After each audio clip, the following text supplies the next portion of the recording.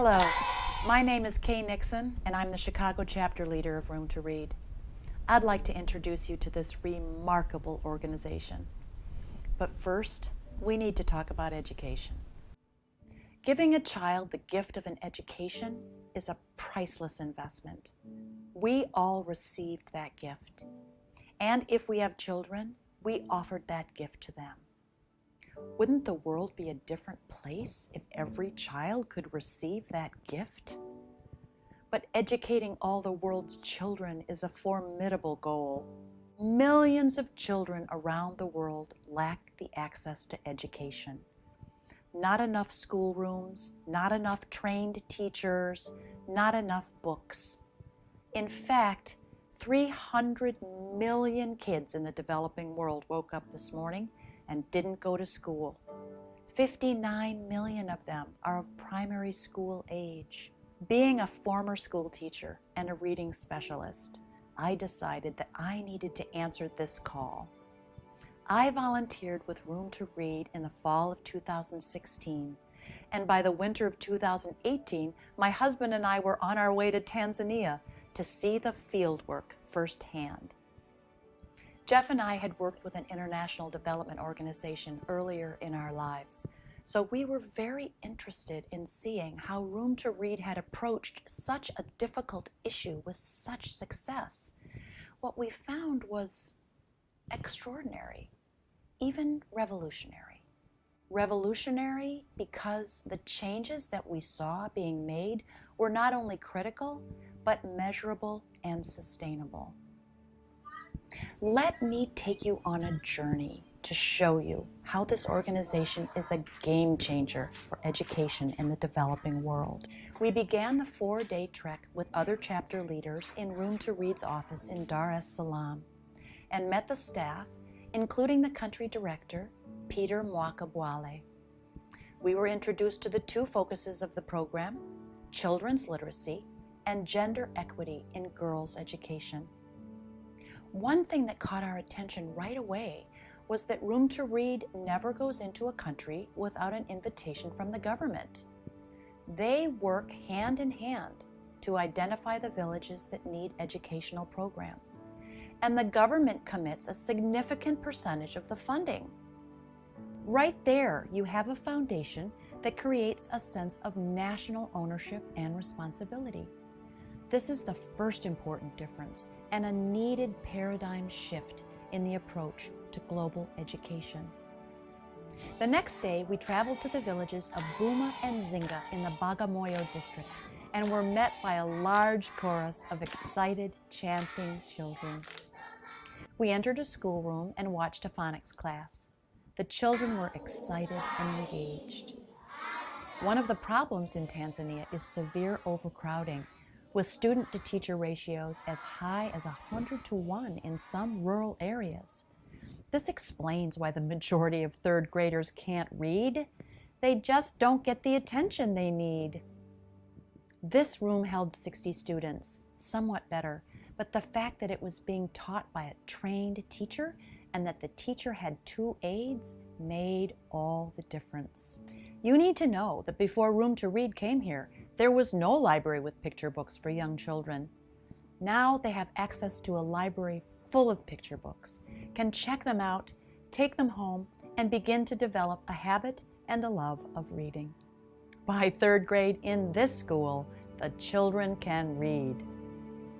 You could see and feel the sense of self-esteem, confidence, and purpose in these young students. In the afternoon, we met with some of the parents who joined us for a question and answer about the important impact Room to Read made in their school. Room to Read also requires that the community participate in the programs by contributing to the cost in either money, time, or resources.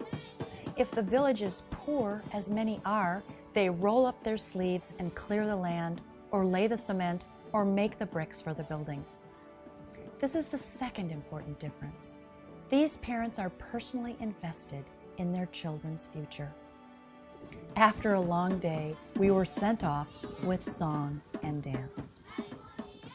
The 3rd day, we visited the villages of Kiromo and Kingani in the Kibaha district, to see the girls' education program in action. We watched a carefully prepared play about the problems girls face when trying to stay in school. There's a large gender gap within education in Tanzania because of the pressures to marry and have children early. 8,000 girls drop out every year because of pregnancy, but not in these schools. In 2012, 18% of the girls dropped out, with no girl ranking academically in the top 10%.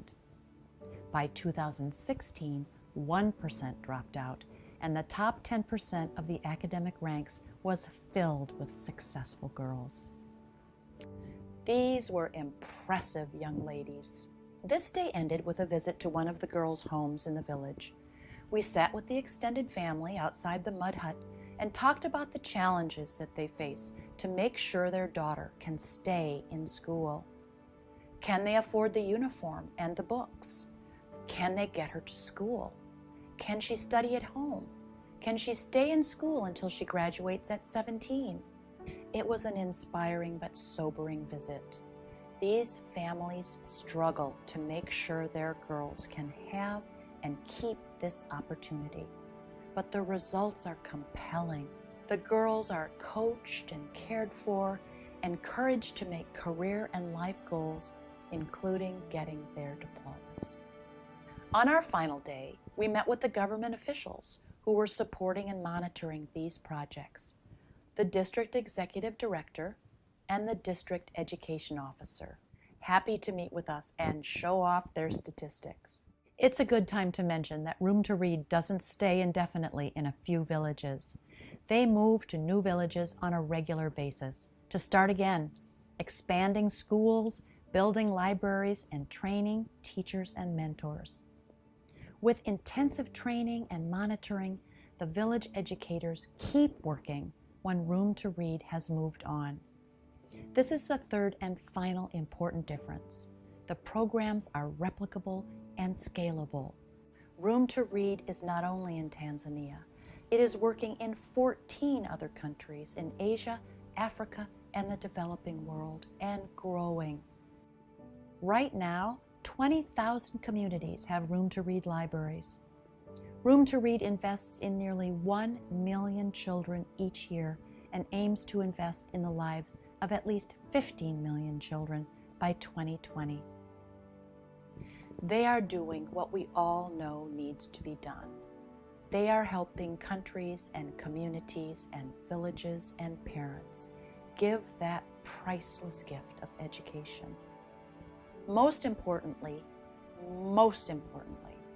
their children have seen and grasped the promise of a different future and are changed forever. So there you have it. We saw and can witness that the efforts of Room to Read are different and more effective than any other program we've experienced. This is our invitation to you. Join us in this global education movement. Nelson Mandela said, "Education is the most powerful weapon that you can use to change the world. Help change the world with us by investing in Room to Read." Thank you.